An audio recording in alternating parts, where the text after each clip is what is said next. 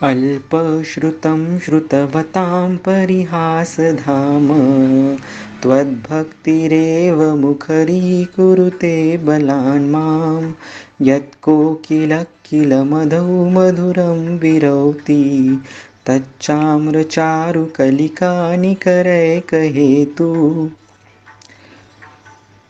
वैद्य समूह एवं प्यारे विद्यार्थीगण, मैं अल्पज्ञ हूँ, विद्वानों के बीच में मैं हंसी का पात्र हूँ, लेकिन फिर भी चरक सुश्रुत वाग्भट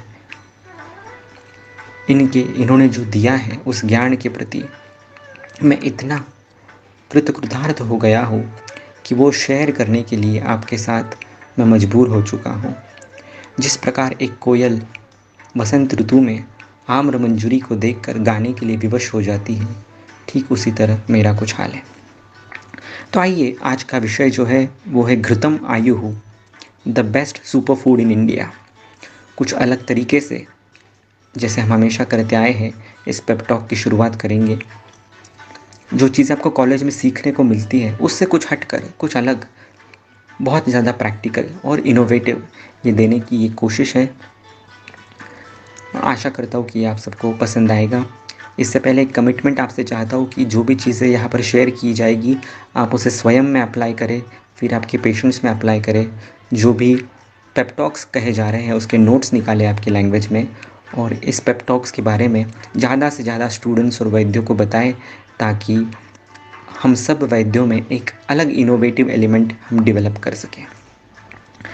तो घृतम, घृत क्या है दोस्तों? घृतम आयुः कहता है आयुर्वेद। घृत साक्षात आयुष्य है, आयुष्य देने वाला है। वात पित्त प्रशमनानाम श्रेष्ठ है, वात पित्त प्रशमन करने में, पित्त विकारों में तो सबसे श्रेष्ठ है। सर्व स्नेहम सर्वोत्तमम, सभी स्नेहों में सर्वोत्तम है। संस्कार अनुवत है, उस पर किए गए संस्कार के कारण वो कफ को जीतता है, शैत्य के कारण पित्त को जीतता है, और स्नेह होने के कारण वात को जीतता है। इतनी खूबियाँ इस घृत में है। हमारा शरीर जो है, ये सुश्रुत कहते हैं चिकित्सा स्थान में, स्नेह सारो अयम ही पुरुषः, पुरुष स्नेह सार है, इस स्नेह की बहुत आवश्यकता है। सभी जो धातु है वो धातु स्नेह परंपरा से जुड़े हुए हैं। परस्पर उपस्तंभात धातु स्नेह परंपरा, चरक चिकित्सा गृहिणी अध्याय। इतने रेफरेंसेस पर्याप्त है ये समझने के लिए कि स्नेह की कितनी आवश्यकता है हमें। यह आयुर्वेद ही नहीं कहता, मॉडर्न साइंस भी कहता है कि हर एक सेल का जो आउटर कवरिंग है, जो सेल्यूलर मेम्ब्रेन है, वो लिपिड से बनी हुई है। जो ब्रेन है उसमें मैक्सिमम चीज़ें जो फैट सोल्यूबल है वही पेनिट्रेट कर पाती है। यदि ऐसा है तो घृत का सेवन कितना आवश्यक है हमारे शरीर के लिए, बहुत ज़्यादा आवश्यक है। लेकिन आप देखिए, मॉडर्न मेडिसिन वाले और डाइटिशियंस ये होने के बावजूद, ये सच्चाई होने के बावजूद घृत के खिलाफ है। ये कितना बड़ा विरोधाभास है, जबकि घृत साक्षात आयु है, किसी का बुरा कर ही नहीं सकता। सिर्फ हमें उसके तरीके पता होने चाहिए। मॉडर्न मेडिसिन का मैक्सिमम रिसर्च 95% ये चूहों पे किया जाता है, रैट्स पे, और उसके जो फाइंडिंग्स है वो एक्स्ट्रापोलेट नहीं हो सकते ह्यूमंस पे। ह्यूमन रिसर्च या तो स्वयं ह्यूमंस पे होना चाहिए, या आयुर्वेद ने कहा है कि ह्यूमंस को सबसे करीब अगर कोई है तो अजा है, बकरी पर उसका रिसर्च होना चाहिए, तो ही वो सही मायनों में हमें किया जा सकता है। दूसरा ऐसा है कि मॉडर्न की हर बात 10-15 साल में बदलती रही है। फिर वो कोलेस्ट्रॉल की थियोरी हो, कोलेस्ट्रॉल और हार्ट डिजीज़ का संबंध उन्होंने बताया था 1997 में, आज बताते हैं कोलेस्ट्रॉल और हार्ट डिजीज़ का कोई संबंध नहीं है। हाइपरटेंशन नाम की चीज़ की जो वैल्यूज़ थी वो आज और कल में बहुत ज़्यादा फ़र्क है। ब्लड ग्लूकोज लेवल की फ़र्क है बहुत ज़्यादा पहले की रिसर्च में और आज में। तो उनको प्रमाण मान ही नहीं सकते हम। प्रमाण केवल आयुर्वेद को माना जा सकता है। ये मेरा कोई अभिनिवेश नहीं है, ये वास्तविकता है, सच्चाई है, क्योंकि आयुर्वेद ये शाश्वत ग्रंथ है। घृतम आयुः ये पास्ट में भी था, प्रेजेंट में भी है, और जब हम नहीं रहेंगे फ्यूचर में भी रहेगा। इतना अद्भुत यदि उन्होंने कहा है तो फिर क्यों हम उन पर श्रद्धा नहीं करते?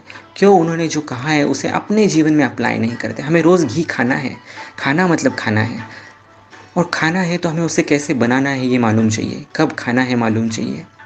तो कुछ चीज़ें घृत पर मैं कम से कम 5 घंटे लगातार बोल सकता हूँ, लेकिन यहाँ पर कोशिश है कि आधे घंटे में आपको मैक्सिमम बातें पहुँचाई जाए। जो सार भाग है आप उसको ग्रहण कीजिए, किट्ट भाग को छोड़ दीजिए। जो भी कुछ सर्वश्रेष्ठ मैं बताऊंगा आपको वो सब मेरे गुरुओं की देन है, उनकी अनुकंपा है जो मेरे वाणी के स्वरूप में आप सब तक पहुंच रही है। जो भी गलत चीज़ें, गलत सिद्धांत इस टॉक्स में यदि कदा आएंगे तो वो मेरी त्रुटि है, मेरी न समझने के कारण है। तो घृत का हमने इतना कुछ देख लिया। अब घृत बनता कैसे है दोस्तों? तो 1 लीटर दूध जब पकता है अच्छी तरह से, सॉरी 28 लीटर जब अच्छी तरह से पकता है, तब उससे 1 लीटर घी बनता है। तो सोचिए उसमें कितना पोटेंशियल है, कितना सार भाग है। इतना दूध पचाने के बाद जो सर्वश्रेष्ठ कलाकृति तैयार होती है वो घृत है। दूसरी इंपॉर्टेंट बात है कि घृत ये दीपन में श्रेष्ठ द्रव्य है, मधुर रसात्मक होने के कारण। हमारी सोच है कि अम्ल लवण कटु रस ही दीपन करता है या तिक्त रस ही दीपन करता है, लेकिन ऐसा नहीं है। घृत मधुर रस होकर दीपन है। कितनी बड़ी बात है ये, क्योंकि घृत ईंधन का काम करता है। जैसे यज्ञ में यदि सिर्फ अग्नि ही हो, उसको ईंधन न दिया जाए तो भी अग्नि बुझ जाएगा।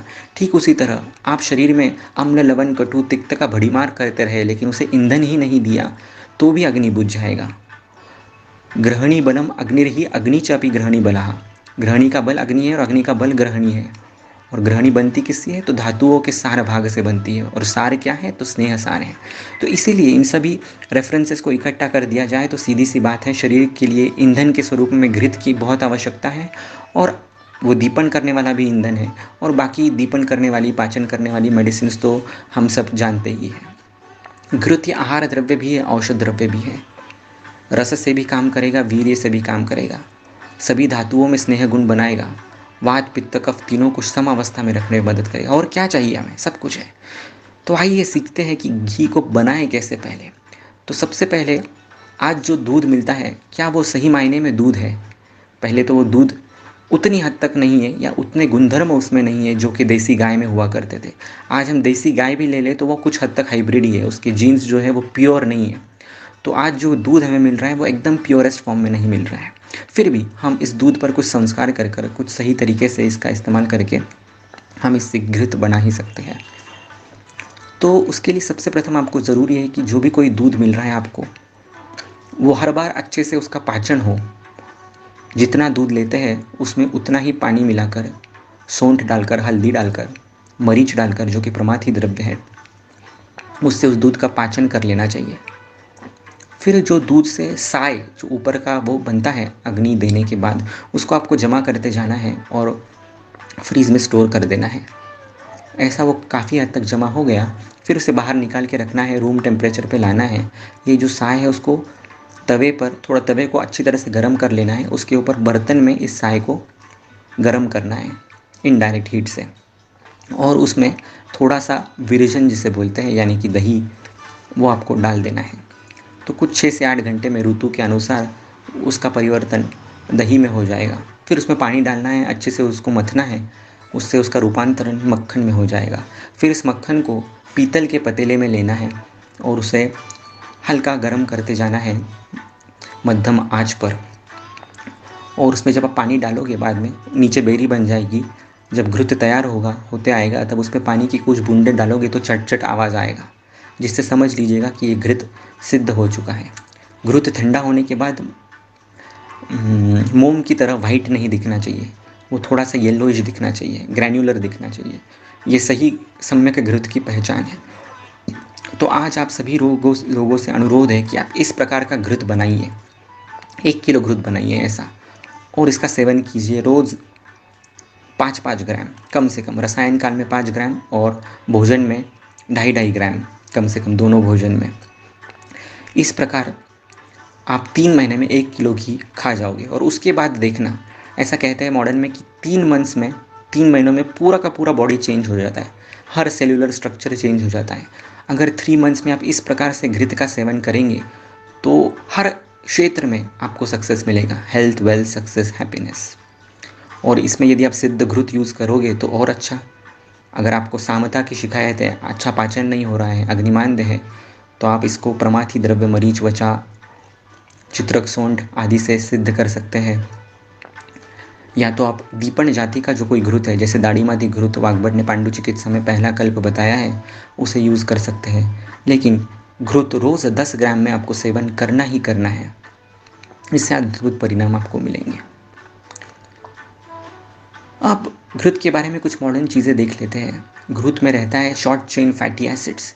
ये शॉर्ट चेन फैटी एसिड्स बहुत ज़्यादा इंपॉर्टेंट है। ये शॉर्ट चेन फैटी एसिड से कोई लिपिड हमारे शरीर में बढ़ते नहीं है। बहुत लोगों की समझ है कि फैट्स खाने से फैट बढ़ता है। ऐसा नहीं होता है। बिस्किट्स जो बेकरी के प्रोडक्ट्स हैं उसके खाने से फैट बढ़ता है। और आज विरोधाभास देखिए, हृदरोग वाले घृत को बंद कर देते हैं, लेकिन जो बेकरी के प्रोडक्ट्स है जिसमें long chain fatty acids, short chain fatty acids है, ऐसे बिस्किट्स, मारी के बिस्किट्स खाते हैं 2-2 4-4 और शान से कहते हैं कि हमने घृत बंद कर दिया है और बिस्किट्स खा रहे हैं। बहुत बुरी बात है, बहुत बड़ा अज्ञान है।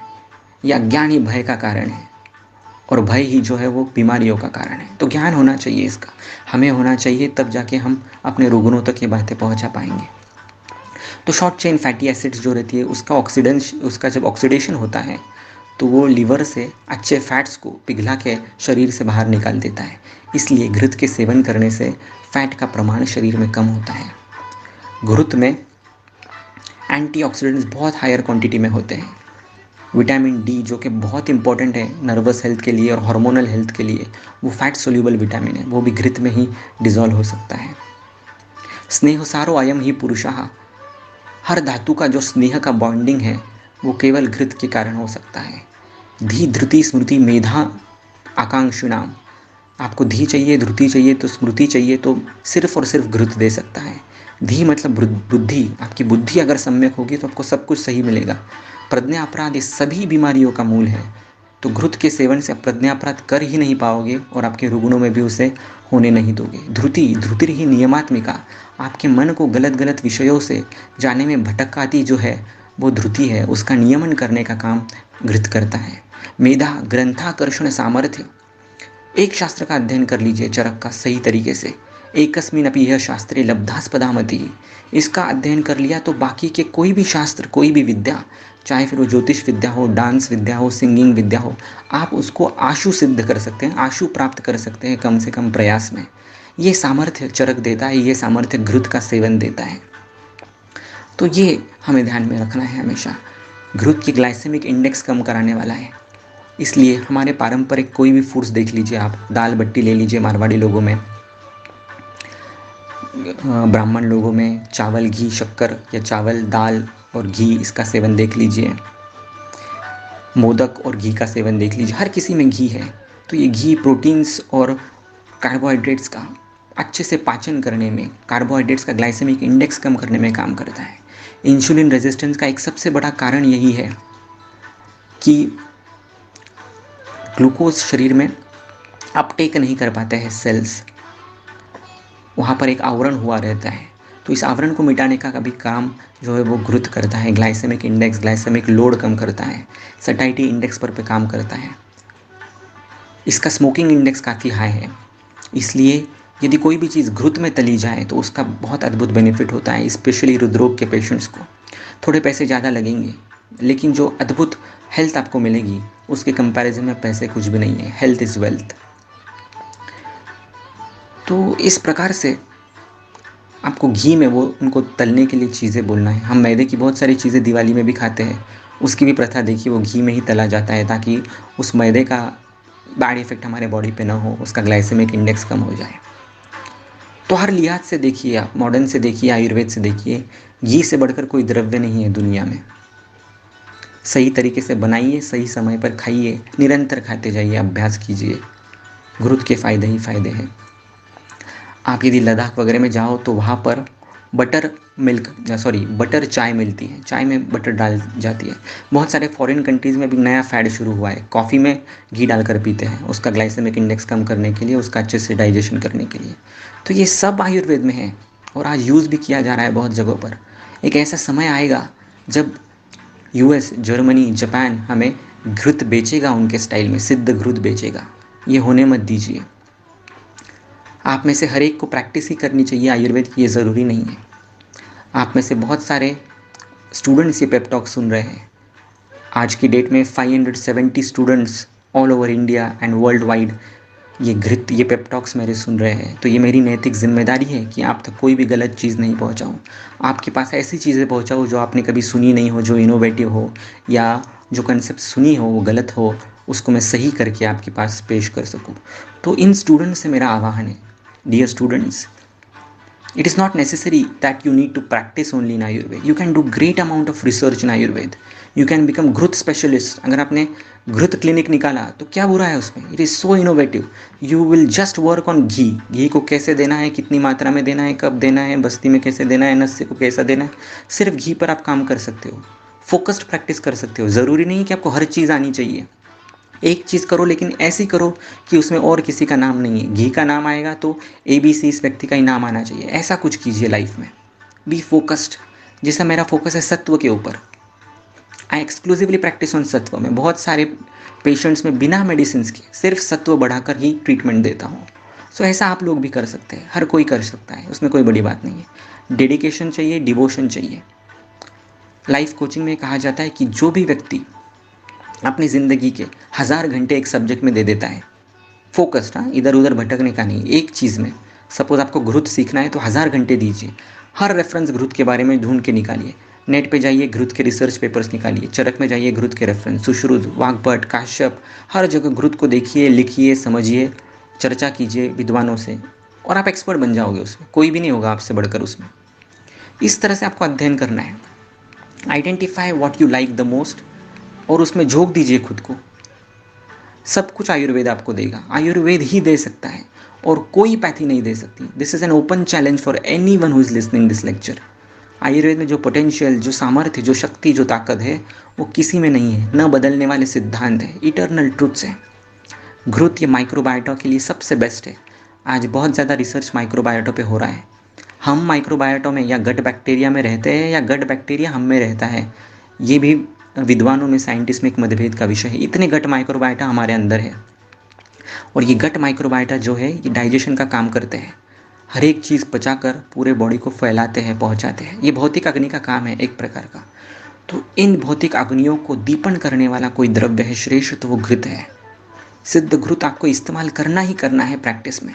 अवस्था समझ लीजिए सिर्फ कब यूज़ करना है घृत को। ज्वर चिकित्सा में अध्याय दी, ज्वर चिकित्सा में ये अवस्थाएं दी है कि घृत को कब यूज़ करना है, दूध को कब यूज़ करना है। ये इतना सिर्फ समझना है, पाचन करना है, फिर यूज़ करना है। या तो दीपन पाचन जाति का ही घृत है, जैसे दाढ़ी मादी घृत है, महातिक्त घृत है, इसका आप विवेक से इस्तेमाल कर सकते हो। और स्वयं के लिए तो आपको करना ही है।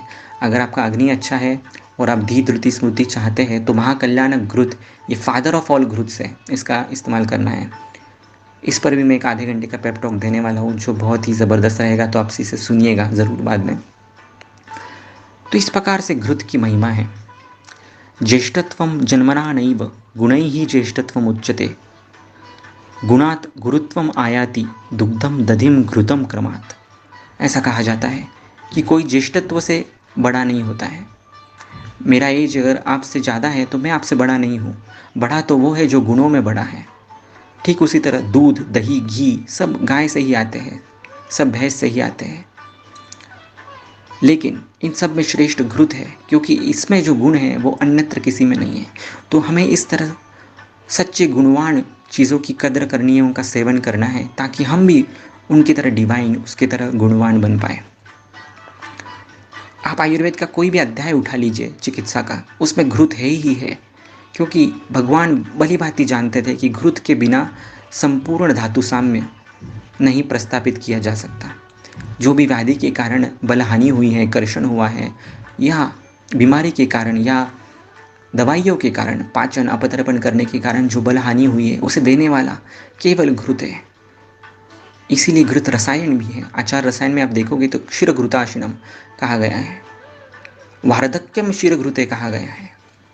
दूध और घी का सेवन ये वार्धक्य यानी कि एजिंग प्रोसेस कम करता है। हर चीज़ में तो एजिंग ही हो रही है। सेल्स एज हो रहा है, लिवर एज हो रहा है, लंग एज हो रहा है, हर चीज़ में एजिंग ही है। अगर ऐसा है तो घृत का सेवन इस अनुप्रेक्ष्य में भी कितना ज़रूरी है। दूध और घी का कॉम्बिनेशन जो है प्रोटीन और फैट का, ये अद्भुत काम शरीर के अंदर करता है। दूध और घी का सेवन आपको करना ही करना है, रोज़ करना है, रसायन काल में करना है। ब्रेकफास्ट करने की कोई ज़रूरत नहीं। रात का खाना 8 बजे कर लीजिए, इंटरमिटेंट फास्टिंग कर लीजिए, सुबह 6 या 8 बजे दूध घृत ले लीजिए, उसके पचने के बाद खाना खाइए।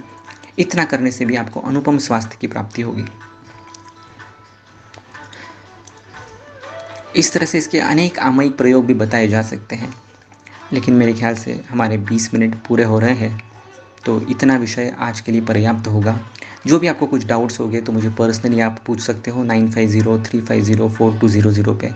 हमारा डिवाइन वैद्यत्व जो ग्रुप है ये बहुत ही अनुपम काम कर रहा है वैद्यों के विकास के लिए। हर एंगल से वैद्य का उपब्रूहन कैसे हो, उसके शारीरिक स्तर पर, मानसिक स्तर पर, फाइनेंशियल स्तर पर उसे किस प्रकार समृद्ध बनाया जाए, ये हमारा मोटो है, एम है, मिशन है।